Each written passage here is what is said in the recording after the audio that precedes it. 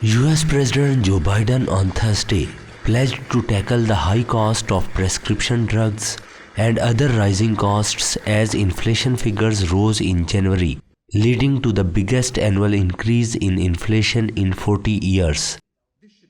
1 in 4 Americans who need prescription drugs struggle to afford them. 1 in 4. Nearly 30% have skipped doses of essential drugs they're supposed to take. Others have simply not filled prescriptions that the doctor had given them, tried to use over-the-counter drugs or pills cut in half because they can't afford the cost of their prescription. This is the United States of America, for God's sake. That's just wrong. It's simply wrong, especially since it doesn't cost the drug companies nearly as much to make the drug. I subsequently met with the heads of, I think it was 13 drug companies. And I asked them, I said, if you found a cure for a particular cancer, how much you think you should be able to charge? And the response universally was what the market will bear. I said, hope I don't get elected president, because that's just not what you'll get. You should be treated more like a utility. We pay the highest prescription drug prices of any nation, developed nation in the world, the highest of any. And it's about 2 to 3 times higher than what other countries pay. Let me give you one example. An anti-cancer drug to treat leukemia and lymphoma cost $14,000 a month in the United States. The same exact drug made by the same exact pharmaceutical company is sold in France, and it's $6,000 a month. Because we need to ease the burden on working families by making everything more affordable and accessible. Child care is a cost for millions of families. You still have to pay your prescription drug prices. You still have to pay for health care. You want to lower the cost of living for people, help them in those areas.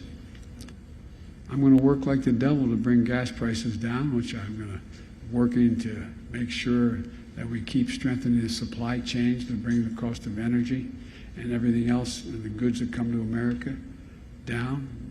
What's happened with COVID has caused significant increase in prices in the supply chain. Because when a factory shuts down in another part of the world and you need that particular product in order to finish and build whatever you're working on, the price goes up exponentially, like for cars. The broad increase in prices reported by the Labor Department on Thursday was led by soaring costs of rents, electricity, and food. It could heap more political pressure on Biden, whose popularity has been declining amid anxiety over rising cost of living. We've already made a lot of progress on the economy. Last year, more jobs were created in America than in any year in American history.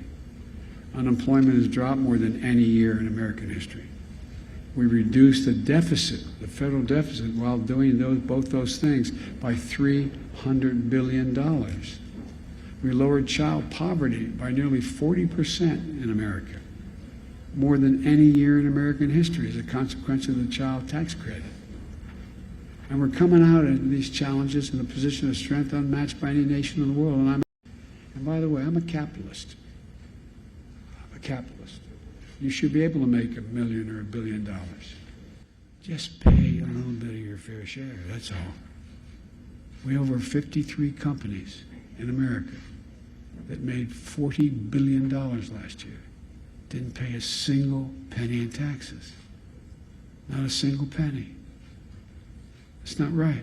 High inflation could imperil Biden's economic agenda.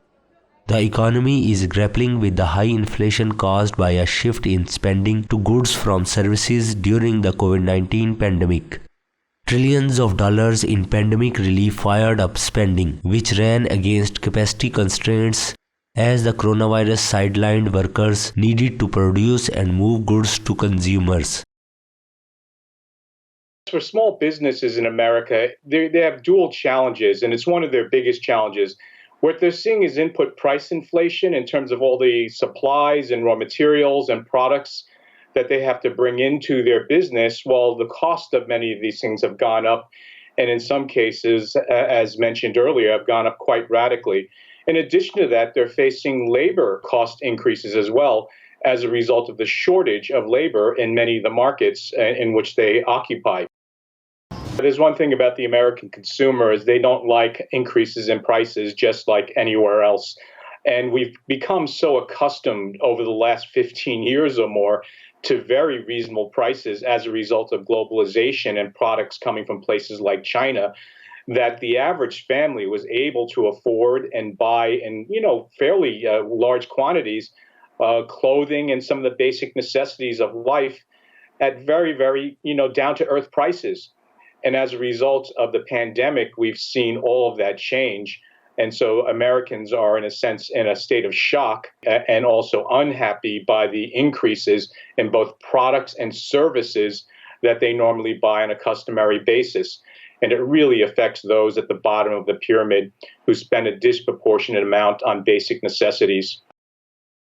In the 12 months through January, the CPI jumped 7.5%, the biggest year-on-year increase since February 1982.